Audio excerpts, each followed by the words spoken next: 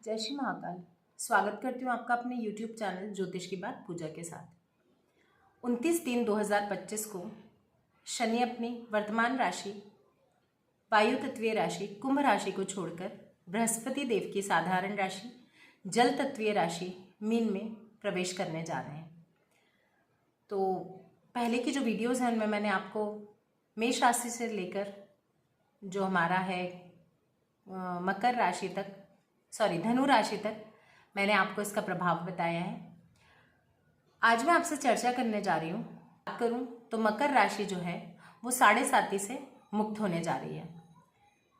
शनिदेव कैसे हैं? शनिदेव कर्म फल प्रदान दाता हैं। आप जैसा कर्म करते हैं शनिदेव वैसा ही फल देते हैं। आप अच्छा कर्म करते हैं शनिदेव अच्छा फल देते हैं। आप अपने कार्यों के प्रति न्यायप्रिय रहते हैं, शनिदेव की कृपा आप पर बरसती रहती है। और अगर आप अनुशासनहीन हो जाते हैं, आप न्याय से अपना काम नहीं करते हैं, आप किसी के साथ छल करते हैं, तो शनिदेव का जो डंडा है वो आपके ऊपर ज़रूर बरसता है। और मैं बात करूं अगर मकर राशि को लेकर, तो मकर राशि के जो जातक हैं वो कैसे होते हैं। मकर राशि के जातक मेहनती होते हैं, अनुशासन प्रिय होते हैं, व्यवहारिक होते हैं। ये सब मकर राशि की विशेषताएं हैं। मकर राशि वाले नया सीखने के लिए हमेशा तत्पर रहते हैं। अब देखिए, अगर हम बात करें मकर राशि की, तो मकर राशि में जो शनिदेव हैं वो तीसरे होने जा रहे हैं, तीसरे भाव में जा रहे हैं। तो शनिदेव की जो दृष्टि पड़ेगी, तीसरी दृष्टि पड़ेगी 5वें भाव पे, 7वीं पड़ेगी 9वें पे और 10वीं दृष्टि पड़ेगी 12वें भाव पे। जो शनि का ये गोचर है, जो 2.5 साल तक शनिदेव राशि से तीसरे होने जा रहे हैं मकर राशि वालों के लिए, तो ये सिर्फ अभी 7.5 से मुक्त हुए और 2.5 साल के लिए तीसरे हो रहे हैं। और फिर 2.5 साल बाद मकर राशि को ढैया लगेगा। तो ये जो समय है मकर राशि वालों के लिए वो नया सीखने का भी है। अपने वर्तमान में ऐसे कार्य करना है कि उनका भविष्य संवर सके।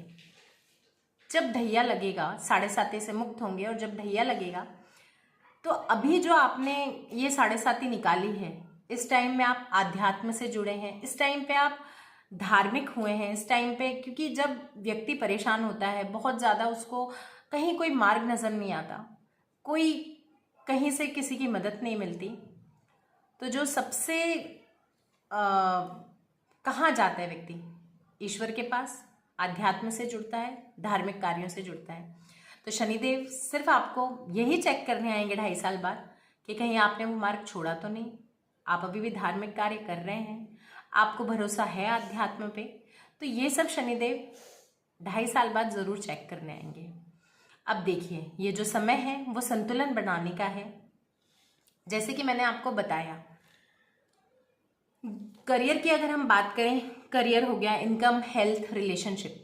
तो अगर मैं करियर की बात करूं तो ये समय आपके करियर के लिए बहुत अच्छा है। आप जो भी नया कार्य करने का सोच रहे हैं वो कार्य आप ज़रूर कीजिए। अपने जीवन में, अगर आपके जीवन में परिवर्तन आ रहा है, चाहे आपकी जॉब हो, आपका बिजनेस हो या आपकी एजुकेशन हो, अगर आप जॉब में कुछ चेंज करना चाह रहे हैं, कहीं ट्रांसफ़र चाह रहे हैं या किसी और सेक्टर में जाना चाह रहे हैं, तो परिवर्तन आपके लिए बेस्ट है। आप चेंज कर सकते हैं, चाहे वो जॉब हो, एजुकेशन हो या बिजनेस हो आपका। हाँ, आपकी इनकम और सोर्स बढ़ेंगे ज़रूर, लेकिन ये जो वर्तमान समय है आपका, इसको आपको अपने फ्यूचर को संवारना है, जो कि मैं बोल चुकी हूँ।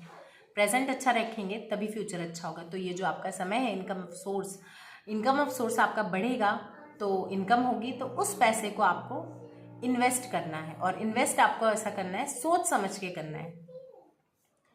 आपको शेयर मार्केट में कोई भी जोखिम नहीं उठाना है।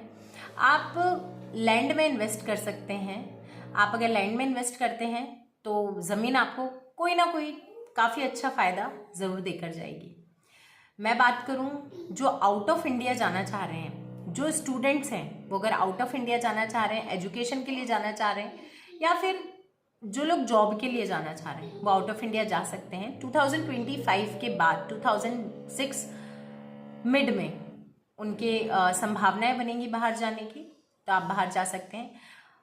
और आपको ये समय धर्म को, आपको मतलब आपके जो धार्मिक कृत्य आप जो कर रहे हैं वो बिल्कुल मत छोड़िएगा। आपको धर्म का साथ रखना ही है। जैसा कि इतने ये जो आपने 7.5 साल में ये जो किया है, जो भी आपने कार्य भगवान से आप जुड़े, वो साथ आप मत छोड़ना। क्यों? क्योंकि अभी फिर से ढैया आएगा और शनिदेव यही देखने आएंगे, है ना। और अगर मैं आपकी बात करूं, हमने करियर से रिलेटेड बात की, हमने इनकम से रिलेटेड बात की।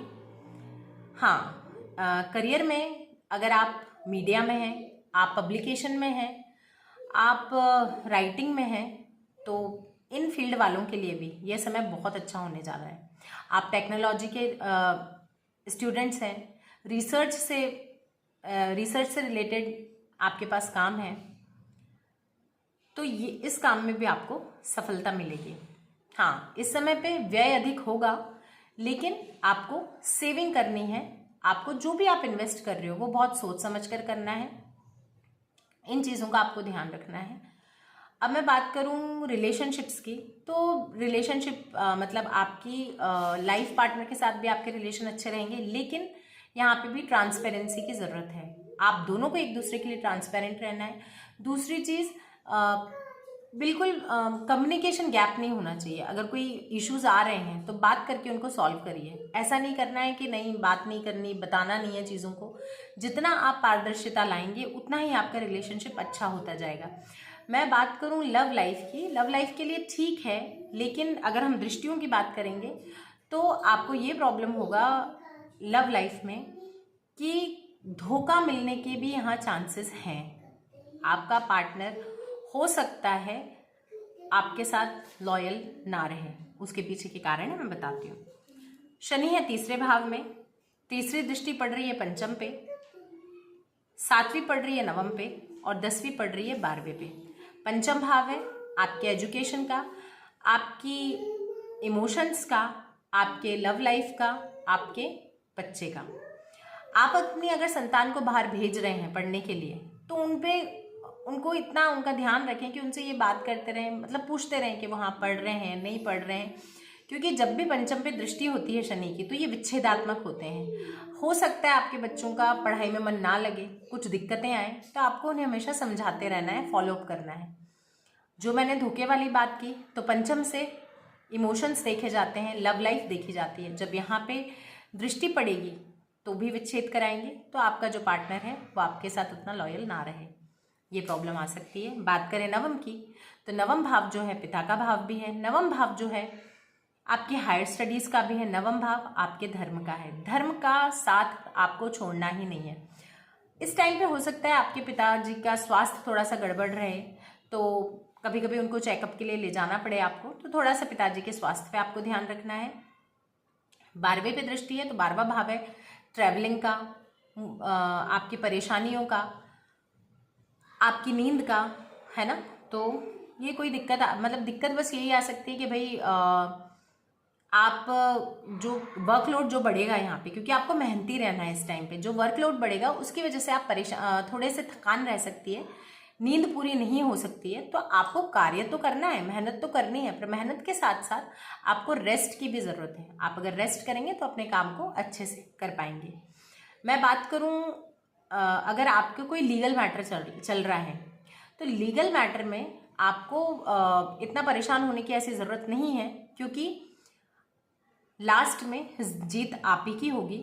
और हाँ, थोड़ा सा जब खराब टाइम होता है तो हमारी वाणी की वजह से या हमारे कुछ ऐसे एक्शंस हो जाते हैं जिसकी वजह से हमारे एनिमीज बन जाते हैं, तो थोड़ा सा आपको सचेत रहना है अपने गुप्त शत्रुओं से। हो सकता है कि इस टाइम पे वो लोग आपके ऊपर हावी हों, हावी भले ही होंगे, लेकिन जीत जो है वो आप ही की होगी, चाहे कोई भी लीगल मैटर हो। लेकिन धैर्य रखना है, संतुलन बना के रखना है, मधुर रहना है, ट्रांसपेरेंट रहना है, ये सब चीज़ें आपको ध्यान रखनी है। आपके हेल्थ में ऐसा कोई बड़ा इशू नहीं दिख रहा है, बस यही है कि नींद पूरी ना होने की वजह से इश्यूज आ सकते हैं, तो आपके नींद का आपको ध्यान रखना है। और अगर आप बीपी के पेशेंट हैं, अगर आप हार्ट पेशेंट हैं तो इश्यूज आ सकते हैं। तो आपको योगा हो गया, मेडिटेशन हो गया, अगर आप चाहें तो जिम जा सकते हैं, आप चाहें तो वॉक कर सकते हैं, क्योंकि ये सब चीज़ें हो सकती हैं मकर राशि वालों के साथ अगर पहले से कोई इशू है हेल्थ रिलेटेड। अब आपको इस टाइम पे सबसे ज़्यादा ज़रूरी तो एक ही चीज़ है, वो ये, एक तो पॉजिटिव रहना है, बहुत ज़रूरी है पॉजिटिव रहना, बहुत ज़रूरी है पेशेंस रखना। ये दो चीज़ें तो आपको रखनी ही रखनी है। अब आपको रेमेडीज़ क्या करने हैं, आप हनुमान चालीसा का पाठ करिए। हनुमान चालीसा का पाठ नित्य करना है। मंगलवार और शनिवार हनुमान जी के दर्शन करना है। आपको ओम शम शनिश्चराय नमः का जाप करना है। अगर आप ये सब करते हैं तो शनिजन्य पीड़ा से आप मुक्त हो जाएंगे और ये टाइम आपके लिए काफ़ी अच्छा है। ये टाइम आपके लिए आपके भविष्य को संवारने वाला है।